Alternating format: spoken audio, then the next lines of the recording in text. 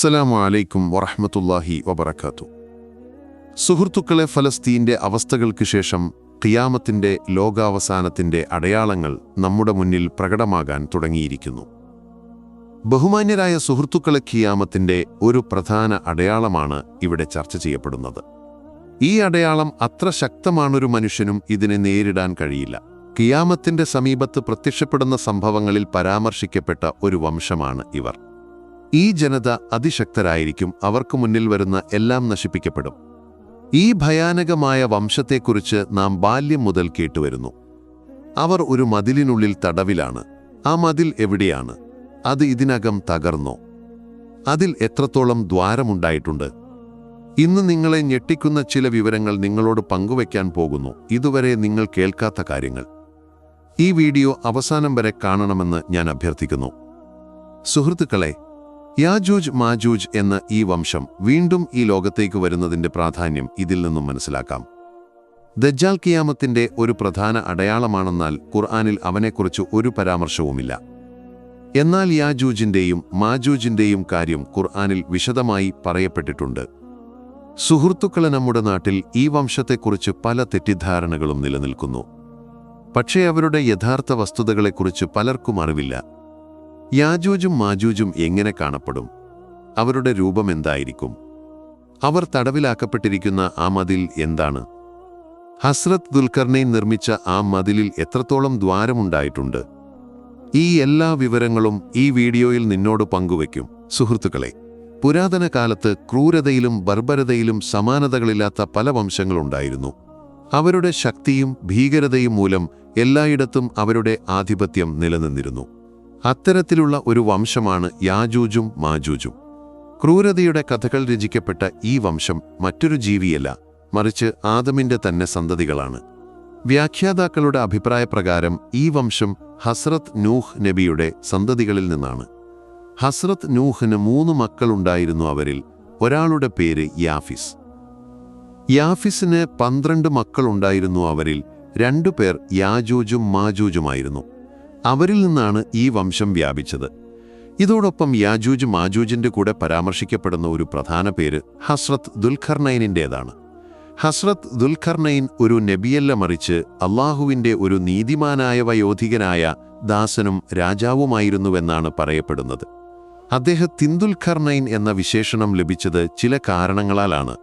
ഒന്നാമതായി, അദ്ദേഹം ഭൂമിയുടെ 2 അതിർത്തികളിലേക്ക് കിഴക്കും പടിഞ്ഞാറും യാത്ര ചെയ്തിരുന്നു. ചിലരുടെ അഭിപ്രായപ്രകാരം റോമിലും പേർഷ്യയിലും അദ്ദേഹത്തിൻ്റെ ഭരണം മൂലമാണ് ഈ വിശേഷണം ലഭിച്ചത്. ധീരനും ശക്തനുമായ ഒരു രാജാവായിരുന്നതിനാൽ ലോകമെമ്പാടുമുള്ള രാജാക്കന്മാർ അദ്ദേഹത്തിന് കീഴടങ്ങിയിരുന്നു.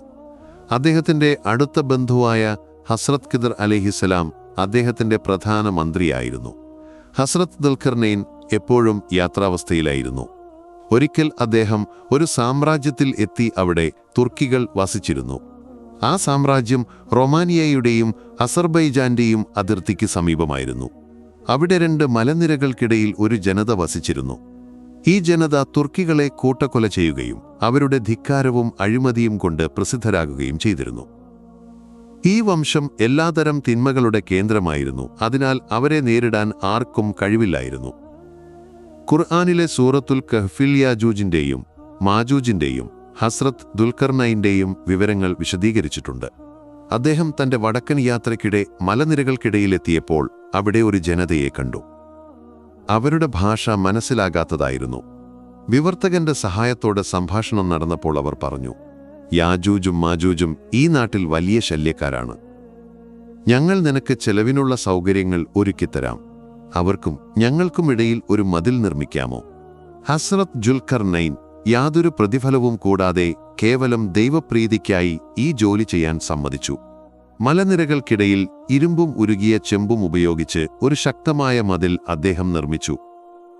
അതോടെ താൽക്കാലികമായി യാജൂജിൻ്റെയും മാജൂജിൻ്റെയും ശല്യം അവസാനിച്ചു. മതിൽ പൂർത്തിയായപ്പോൾ ഹസ്രത്ത് ദുൽഖർനൈൻ അള്ളാഹുവിന് നന്ദി പറഞ്ഞു. എന്നാൽ ഈ മതിൽ വളരെ ശക്തമാണെങ്കിലും ഇത് എന്നേക്കും നിലനിൽക്കില്ലെന്ന് അദ്ദേഹം ജനങ്ങളെ അറിയിച്ചു.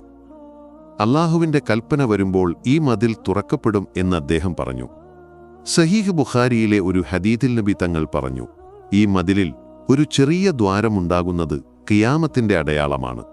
മറ്റൊരു ഹദീത്തിൽ പറയുന്നു, യാജൂജും മാജൂജും എല്ലാ ദിവസവും ഈ മതിലിനെ തകർക്കാൻ ശ്രമിക്കുന്നു, എന്നാൽ അവർ നാളെ എന്ന് പറഞ്ഞുവിടുന്നു. എന്നാൽ അള്ളാഹുവിന്റെ ഇച്ഛപ്രകാരം അവർ പുറത്തുവരേണ്ട സമയം വരുമ്പോൾ അവർ നാളെ ഇൻഷാ അല്ലാ എന്ന് പറയും. അടുത്ത ദിവസം അവർക്ക് മതിൽ തകർത്ത് പുറത്തുവരാൻ കഴിയും. ഈ വംശം മോചിതരാകുമ്പോൾ അവർ നാശം വിതച്ചുകൊണ്ട് മുന്നോട്ടു പോകും. അവരുടെ ആദ്യ സംഘം തബ്രിയ തടാകത്തിലെത്തി അവിടുത്തെ എല്ലാ വെള്ളവും കുടിച്ചു തീർക്കും. അവസാന സംഘം അവിടെ എത്തുമ്പോൾ ഇവിടെ ഒരു കാലത്ത് വെള്ളമുണ്ടായിരുന്നു എന്ന് അത്ഭുതപ്പെട്ടു പറയും. അവർ എല്ലായിടത്തും കുഴപ്പം വിതയ്ക്കും, എല്ലാ ഉയർന്ന സ്ഥലങ്ങളിൽ നിന്ന് ഇറങ്ങിവരും. ഒരു ഘട്ടത്തിൽ ഭൂമിയാകെ അവരുടെ കൈവശമാകും. ജെറൂസലേമിലെ മലയിലെത്തുമ്പോൾ അവർ പറയും, ഇപ്പോൾ ഭൂമിയാകെ ഞങ്ങൾ കീഴടക്കി.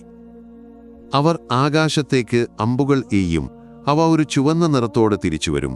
നബിതങ്ങൾ അവരുടെ രൂപം ഇങ്ങനെ വിശദീകരിച്ചു: അവർക്ക് ചെറിയ ഉയരവും വീതിയേറിയ മുഖവും ചെറിയ കണ്ണുകളും ഉണ്ടായിരിക്കും. അല്ലാഹു ഹസ്രത്ത് ഈസാ നബിയോട് മുസ്ലിങ്ങളെ തൂർമലയിൽ ഒരുമിച്ചു കൂട്ടാൻ കൽപ്പിക്കും, കാരണം യാജൂജിന്റെയും മാജൂജിന്റെയും മുന്നിൽ ആർക്കും പിടിച്ചു നിൽക്കാൻ കഴിയില്ല. ഹസ്രത്ത് ഈസായും അനുയായികളും അവിടെ ഒരുമിച്ചു കൂടുമപ്പോൾ ഭക്ഷണത്തിന്റെ കടുത്ത ക്ഷാമമുണ്ടാകും. ജനങ്ങളുടെ അഭ്യർത്ഥന പ്രകാരം ഹസ്രത്ത് ഈസാ നബി അള്ളാഹുവിനോട് പ്രാർത്ഥിക്കും. അള്ളാഹു അവരുടെ കഴുത്തിലും ചെവിയിലും കൃമികളെ സൃഷ്ടിക്കും. അതോടെ അവരെല്ലാം നശിക്കും. അവരുടെ മൃതദേഹങ്ങൾ എല്ലായിടത്തും ചിതറിക്കിടക്കും.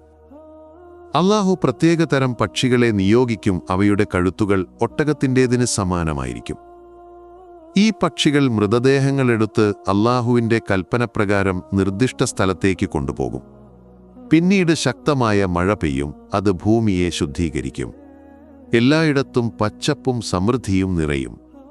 അങ്ങനെ സുഹൃത്തുക്കളെ, യാജൂജിന്റെയും മാജൂജിന്റെയും അന്ത്യം ഈ ലോകത്തുനിന്ന് സംഭവിക്കും. അള്ളാഹു നമ്മെ എല്ലാ അപകടങ്ങളെ തൊട്ടും കാക്കട്ടെ. ആമീൻ. അസ്സലാമു അലൈക്കും വറഹ്മത്തുള്ളാഹി വബറകാതുഹു.